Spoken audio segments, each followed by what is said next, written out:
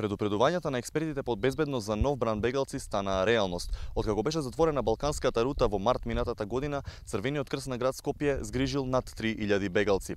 Најголемиот дел од нив ги користат токму овие патчиња во близина на српската граница за да стигнат до својата цел, односно кон земјите од Западна Европа. Меѓутоа, веќе месец дена од истите патишта групи бегалци и мигранти се враќаат назад од Србија преку Македонија кон Грција, каде бараат алтернатива за излез од Балканот. Тие одбираат да се движат по црните патишта низ Липковскиот регион до јужниот дел од земјава. 4 мобилни тимови на Црвениот крст се задолжени за згрижување на овие групи бегалци.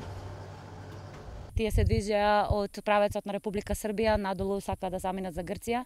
Со оглед дека се работи за малолетници и за рандива категорија на бегалци и мигранти, се погриживме да добијат прием во кампот Табановце, од каде што ќе закрепнат и малку ќе се одморат, затоа што ако зимоска беше навистина тешко да се згрижуваат бегалци на -20, тешко и сега на +35 да најдете луѓе кои што немаат ниту храна, ниту вода, ниту па некаков одговор за тоа како ќе успеат да стигнат до Република Грција.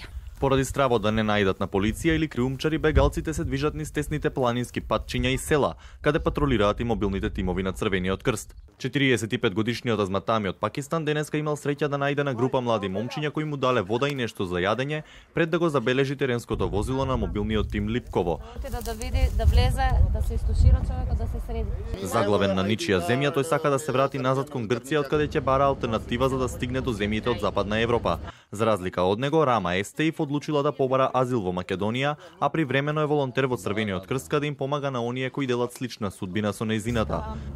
Знаете дека не можеме да поминеме легално. Има многу полиција. Се обидувавме по неколку пати. Предизвик беше да се поминат генерално сите граници, повторно и повторно.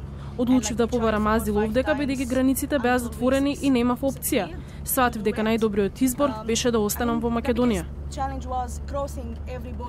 Но не сите бегалци ја прифаќаат помошта од Црвениот крст. Од август минатата година над 1000 лица одбиле екипите на Црвениот крст да ги згрижат. Тие привремено се сместуваат во околните шуми или напуштени објекти пред да го продолжат патот. За нивното присуство сведочат напуштените душеци, лични предмети, празни шишиња вода.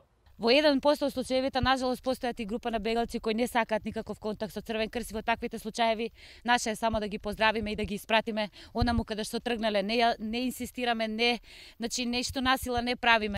Со затворањето на бегалската рута, транзитните центри во Табановци и Евгелија ги затворија вратите за бегалците. Пред речиси месец дена тие повторно беа активирани. По предупредувањата од нови бранови мигранти и бегалци, министерот Спасовски изјави дека Македонија може уште еднаш успешно да се справи.